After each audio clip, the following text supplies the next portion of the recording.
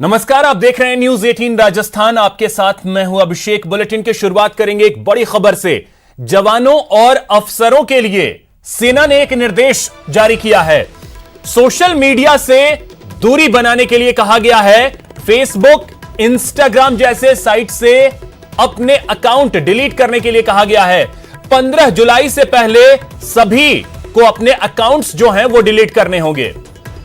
तो यह बड़ी खबर, जवानों और अफसरों के लिए एक निर्देश जारी किया गया है सेना की तरफ से, जिसमें यह कहा गया है कि जो सोशल नेटवर्किंग साइट्स हैं जैसे फेसबुक हो गए, इंस्टाग्राम हो गए, ट्विटर हो गए, इन सभी से अपने अकाउंट्स को डिलीट करें और 15 जुलाई से पहले सभी को अपने अकाउंट जो है वो डिलीट करने होंगे। वहीं एक और बड़ी खबर आपको बताएं, निजी स्कूलों की फीस स्थगित करने के मामले को लेकर अब प्राइवेट स्कूलों ने भी मोर्चा खोल दिया है। प्राइवेट स्कूल शिक्षकों ने प्रदर्शन किया है। जयपुर के स्टैच्यू सर्किल पर प्रदर्शन किया। बड़ी संख्या में प्राइवेट स्कूल शिक्षक वहां मौजूद रहे और उन्होंने प्रदर्शन किया है। उनकी मांग है कि इस आदेश को वापस लिया जाए। वहीं प्रदर्शन कर रहे शिक्षकों से बात की हमारे संवाददाता महेश दाधीच ने। राज्य सरकार ने प्राइवेट स्कूलों की फीस वसूली पर आगामी आदेशों तक रोक लगाई। इसके बाद में प्राइवेट स्कूल संचालक और शिक्षकों में नाराजगी बनी हुई है। आज यहां पर प्राइवेट स्कूलों के शिक्षक बड़ी तादाद में पहुंचे, स्टैच्यू सर्किल पे प्रदर्शन कर रहे हैं, जहां पर दूसरी तस्वीर जो है उस पर पुलिसकर्मी उनसे समझाइश करते हुए नजर आ रहे हैं। बड़ी तादाद में आज जो प्राइवेट स्कूलों के शिक्षक हैं और महिला शिक्षक हैं वो यहाँ पर पहुंचे हुए हैं और इनकी मांग यही है कि स्कूलों को अगर फीस नहीं मिल पाएगी तो आगे स्कूल कैसे चल पाएगी और उनकी सैलरी कैसे मिल पाएगी। इसी तरह की कुछ तख्तियां उन्होंने अपने हाथ में ले रखी है, पेरेंट्स पे और बिल्स। सरकार भी हमारे बारे में सोचे, इस तरह की जो तख्तियां हैं उस पर अपनी मांगे लेकर के ये यहाँ पर प्रदर्शन कर रहे हैं। मैं आपसे एक एक से बात करूंगा, आप मुझसे बताएं कि किस तरह की मांग है आपकी। हम चाहते हैं जिन पेरेंट्स को मतलब उनको ऐसे बच्चे दिया, IAS, IPS ऑफिसर्स, आज ये पुलिस ऑफिसर्स, खुद एजुकेशन मिनिस्ट्री है एक टीचर की बदौलत, और आज सब टीचर कटोरा लेके यहाँ सड़क पे खड़े हैं। हम चाहते हैं कोरोना क्राइसिस नहीं मांगे, टीचर कटोरा मांगे। आपको तो टीचरों का साथ देना चाहिए, आप भी हमारी वजह से ही बने हो। सर हम नहीं चाहते क्या किसी गवर्नमेंट टीचर की सैलरी रुकी है? आपने हमें कटोरा मांगने पर, कटोरा उठाने पर मजबूर कर दिया। आज जितनी पुलिस खड़ी है, मेरा एक जितने भी मैसेज लोग है, ज्ञान का भंडार है और शिक्षा को बचाना है तो टीचर्स को वेतन देना होगा, नहीं टीचर्स भी रोड पर कटोरा लेकर आ जाएंगे तो क्या करेंगे। ये शिक्षकों की मांग है, जिस तरह से आप जो है देख सकते हैं किस तरह से। बिल्कुल, आज तक हम शिक्षक वैसे भी जल्दी से नहीं आए हैं। प्राइवेट स्कूल्स के टीचर्स को आपने देखा होगा कि वो जल्दी से सामने नहीं आते हैं। पेरेंट्स ने इतना ऑब्जेक्शन किया, वो कई टाइम पहले से ही इस चीज को प्लानिंग कर रहे थे कि उनको फीस नहीं देनी है। फिर भी हम लोगों ने दिन रात मेहनत करके पहले 2 बजे तक स्कूल जाते थे, उसके बाद में वापस घर आते थे। आज की डेट में ऑनलाइन क्लासेस में हम रात को बैठ करके बच्चों के लेसन तैयार करते हैं। तो ये टीचर्स हैं जो कह रहे हैं कि ऑनलाइन अभी पढ़ाई इनकी जारी है, लेकिन इसके बाद भी हम एक शिक्षक हैं, शिक्षा की नींव को हमने बोया है और हम किसी भी बच्चे का बुरा नहीं चाहते। हम चाहते हैं कि हर बच्चे के घर घर तक शिक्षा की नींव पहुंचे, बच्चे शिक्षित हो। लेकिन जो पेरेंट्स, जो अभिभावक हम शिक्षकों के साथ कर रहे हैं वो बिल्कुल गलत है और जो शिक्षा मंत्री ने जो फैसला लिया है हम सभी शिक्षक उसके विरोध में हैं। कैमरा पर्सन यासीन के साथ महेश दाधीच, न्यूज 18 जयपुर। वहीं एक और बड़ी खबर आपको बताएं, गांधी परिवार से जुड़े 3 ट्रस्टों की जांच को लेकर मुख्यमंत्री अशोक गहलोत ने केंद्र पर निशाना साधा है। गांधी परिवार के ट्रस्टों की जांच पर मुख्यमंत्री अशोक गहलोत ने केंद्र पर जोरदार हमला बोला है और उन्होंने कहा है कि यह सियासी रंजिश है, विपक्ष को चुप कराने की एक तरकीब है। और आपको बताया कि 3 ट्रस्ट जिसकी जांच को लेकर के मुख्यमंत्री अशोक गहलोत ने केंद्र सरकार पर जोरदार हमला बोला है। उन्होंने ट्वीट किया है और ट्वीट कर लिखा है, गांधी परिवार के ट्रस्टों की गृह मंत्रालय द्वारा जांच करवाने का फैसला साफ तौर से राजनीतिक द्वेषता का मामला है। एनडीए सरकार कांग्रेस द्वारा पीएम केयर्स फंड में पारदर्शिता की मांग उठाने को पचा नहीं पा रही है। 3 ट्रस्टों के खिलाफ कार्रवाई इसी का परिणाम है। यह विपक्ष को चुप कराने की एक और तरकीब है। ताकि विपक्ष के नेताओं को राष्ट्रहित के मुद्दे उठाने से रोका जा सके, जो सरकार के गलत फैसलों का खुलासा करते हैं। तो आपको बता दें कि राजीव गांधी फाउंडेशन में फंडिंग को लेकर लगातार उठ रहे सवालों के बीच केंद्रीय गृह मंत्रालय ने बड़ा फैसला किया है। दरअसल आपको बताएं कि जो फैसला किया गया है, गृह मंत्रालय की ओर से एक कमेटी बनाई गई है जो Rajiv Gandhi foundation, Rajiv Gandhi charitable trust और इंदिरा गांधी मेमोरियल की फंडिंग और इसके जरिए किए गए नियमों के उल्लंघनों की जांच करेगी। सरकार के निशाने पर गांधी परिवार के 3 ट्रस्ट आए हैं, Rajiv Gandhi foundation, Rajiv Gandhi charitable trust और इंदिरा गांधी मेमोरियल, जिसकी जांच होगी। मिनिस्ट्री ऑफ होम अफेयर्स ने एक फंडिंग की जांच बिठाई है। हाई लेवल कमेटी ट्रस्टों के लेन देन की जांच करेगी। प्रवर्तन निदेशालय के स्पेशल डायरेक्टर सीमांचल दास इसकी जांच करेंगे, जिसकी अगुवाई वो करेंगे। 3 अलग अलग एजेंसियां जांच में शामिल होंगी। जांच में सीबीआई, ईडी और आयकर विभाग की टीम को शामिल किया जाएगा। ट्रस्ट पर नियमों का उल्लंघन करने का आरोप है। Prevention of money laundering act और इनकम टैक्स के नियमों की अनदेखी का आरोप है। तो जिसके बाद अब यह जांच बिठाई गई है और इसी को लेकर के मुख्यमंत्री ने जोरदार हमला बोला है। आपने कई तरह के पराठे खाए होंगे, लेकिन कोरोना के इस दौर में मदुरई में मिलने वाला स्पेशल पराठा नहीं खाया। आपको दिखा रहे हैं ये तस्वीरें। देखिए मदुरई के इस स्पेशल पराठे को, जिसे कोरोना के इस दौर में मास्क का शेप दिया गया है। मदुरई के एक रेस्टोरेंट ने मास्क वाले इस स्पेशल पराठे को पेश किया, जिसकी यहां काफी ज्यादा डिमांड हो रही है। मास्क वाला पराठा के साथ साथ यहां कोरोना के आकार का स्पेशल डोसा भी लोगों को परोसा जा रहा है, जो लोगों को खूब पसंद भी आ रहा है।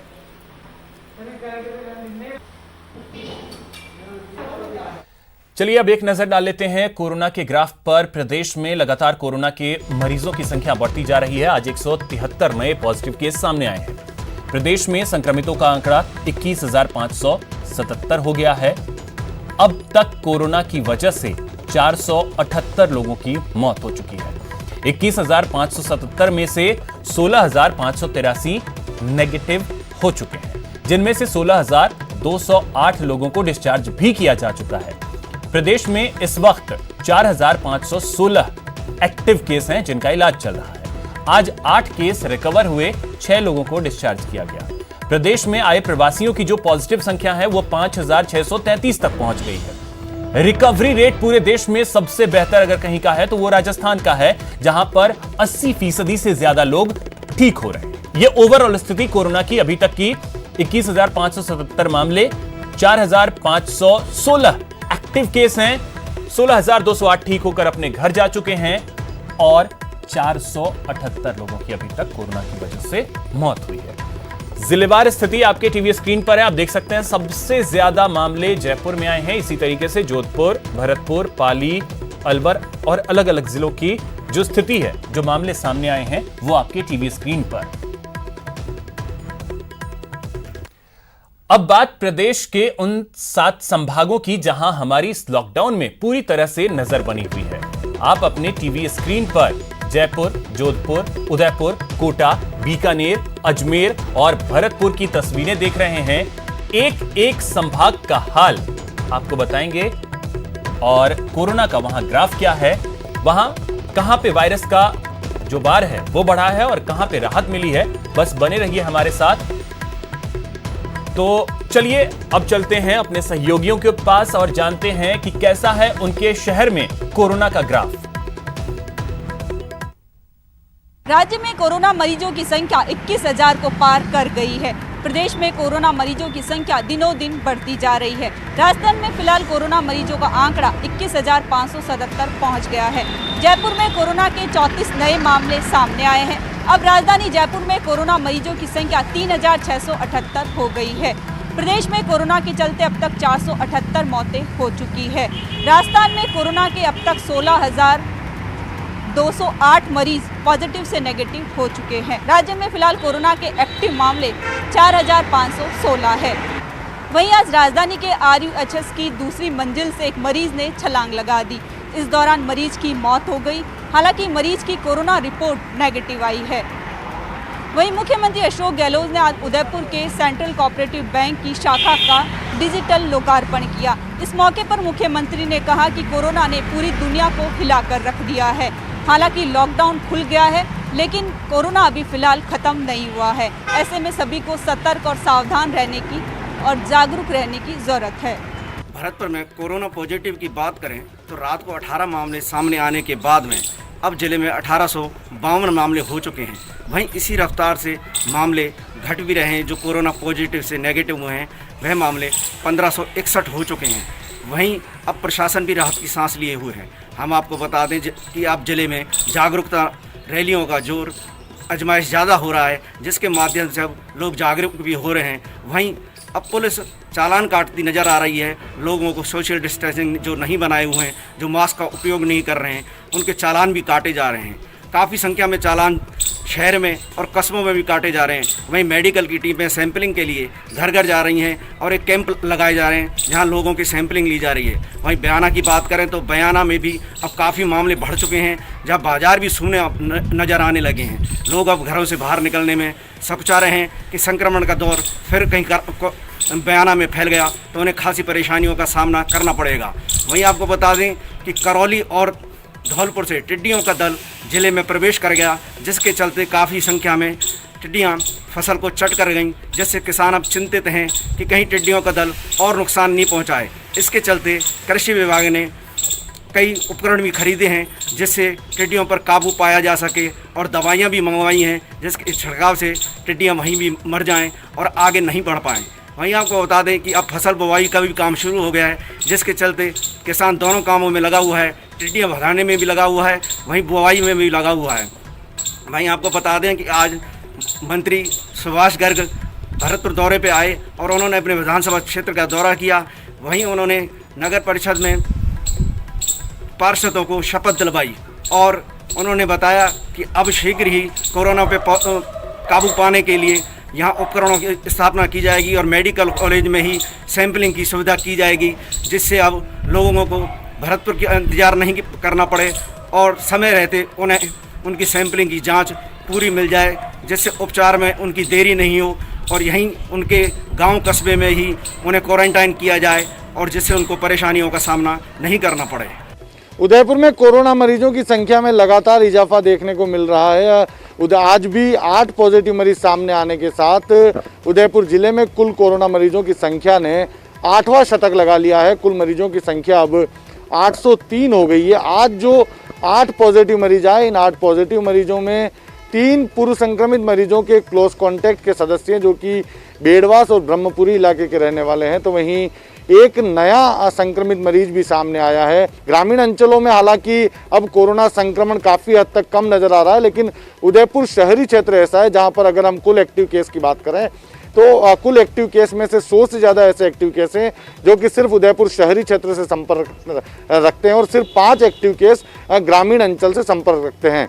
आज पॉजिटिव जो एक मुंबई का माइग्रेंट पॉजिटिव आया है, गोगुंदा के समीजा गांव का रहने वाला, वहां पर एक लापरवाही भी देखने को मिली। पॉजिटिव की पुष्टि होने के बाद भी यह युवक काफ़ी देर तक गांव में घूमता रहा और उसके बाद में स्वयं अपनी गाड़ी लेकर उदयपुर के लिए रवाना हो गया। ऐसे में ये एक बड़ी लापरवाही थी। यदि ये व्यक्ति उदयपुर नहीं आता तो चिकित्सा विभाग के लिए एक बड़ी समस्या खड़ी हो सकती थी।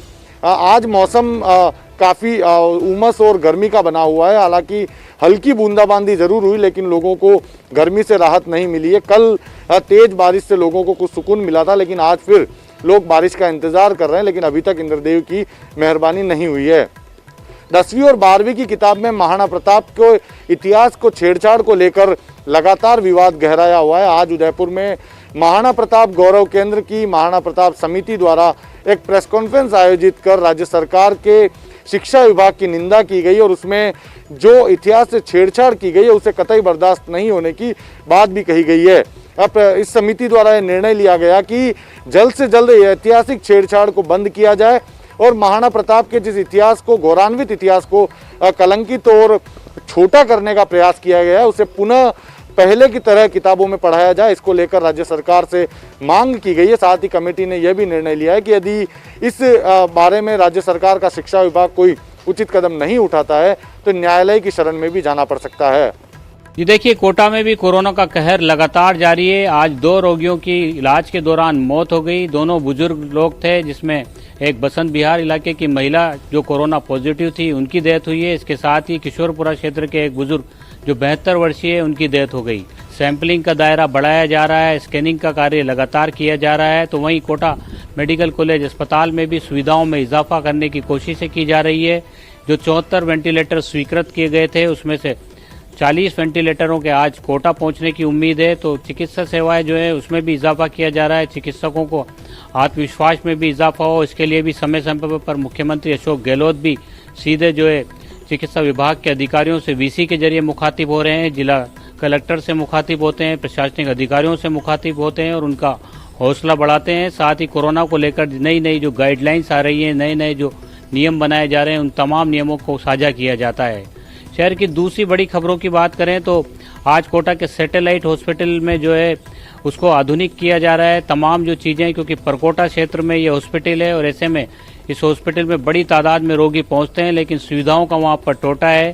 तो नगरीय विकास मंत्री शांति धारीवाल ने अपने विधायक कोष से जो 80 लाख रुपए अनुदान अस्पताल को दिए थे, उस राशि में से डिजिटल एक्सरे मशीन के साथ साथ दूसरी जो आधुनिक मशीनें हैं वो वहाँ पर स्थापित की गई है। मंत्री शांति धारीवाल के पुत्र अमित धारीवाल ने आज डिजिटल एक्सरे मशीन के साथ तमाम जो दूसरी इकाइयां शुरू हो रही है उन सब का लोकार्पण किया और इस दौरान उन्होंने मीडिया से मुखातिब होते हुए कहा कि परकोटा क्षेत्र के इस अस्पताल को विकसित किया जाएगा। तमाम संसाधन यहाँ पर लगाए जाएंगे ताकि जो बड़े हॉस्पिटल हैं MBS और JK लोन, वहाँ पर रोगियों का भार कम हो सके। तो वहीं दूसरी क्राइम की खबर की बात करें तो आज कोटा की अनंतपुरा थाना पुलिस ने डीजल और पेट्रोल चोरी करने वाले एक गिरोह के 3 सदस्यों को गिरफ्तार किया है। ये तीनों सदस्य जब पुलिस इनको पकड़ने गई थी तो उस दौरान इन्होंने पुलिस पर भी हमला करने की कोशिश की, पुलिस कर्मियों को वाहन से कुचलने की कोशिश की। तो ऐसे में पुलिस ने तीनों आरोपियों के खिलाफ हत्या के प्रयास का भी मामला दर्ज किया है।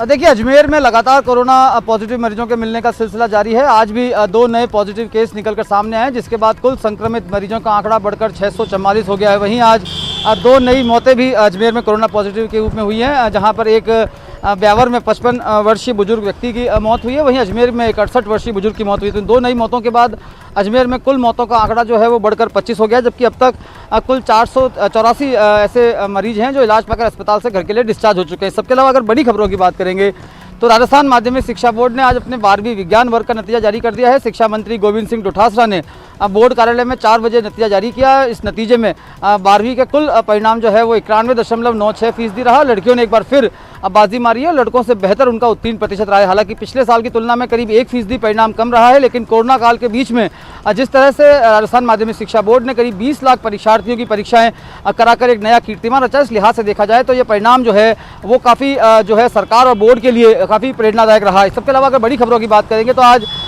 माध्यमिक शिक्षा बोर्ड के अलावा अगर दूसरी बड़ी खबर है तो अजमेर के जिला शिक्षा अधिकारी कार्यालय पर आज कांग्रेस के एक शिष्टमंडल ने जोरदार प्रदर्शन किया और इस दौरान यूथ कांग्रेस के अध्यक्ष यासिर चिश्ती ने जिला शिक्षा अधिकारी देवी सिंह कच्छावा के खिलाफ अभद्र भाषा का इस्तेमाल करते हुए उन्हें जूता मारने की धमकी तक दे डाली। ये पूरा घटनाक्रम जो है कांग्रेस नेता हेमंत भाटी की मौजूदगी में हुआ, जहां पर जो जिला शिक्षा अधिकारी कार्यालय में भ्रष्टाचार के खिलाफ वो लोग ज्ञापन देने के लिए पहुंचे थे और गर्मा गर्मी के बीच में ये तीखी बहस जो है वो कैमरे में रिकॉर्ड की गई है। इस सबके अलावा अगर एक और बड़ी खबर की बात करें जो ब्यावर से निकल के सामने आई है, जहां पर कोरोना के चलते राज्य सरकार ने आदेश जारी कर कक्षा 10वीं और 12वीं को छोड़ के शेष सभी कक्षा के विद्यार्थियों को अगली कक्षा में बिना परीक्षा के प्रमोट करने के आदेश दे दिए। उसके बावजूद भी सेंट पॉल स्कूल के प्रशासन ने कक्षा 9 और 11वीं के बच्चों की सप्लीमेंट्री की परीक्षा आयोजित कराई है, जिसको लेकर जब न्यूज़ 18 ने उनसे बात करने की कोशिश की स्कूल प्रशासन से, तो उन्होंने किसी तरह की बात नहीं करनी है, जबकि शिक्षा मंत्री ने पूरे मामले में जांच के आदेश दिए हैं। तो फिलहाल इस बुलेटिन में इतना ही। नमस्कार।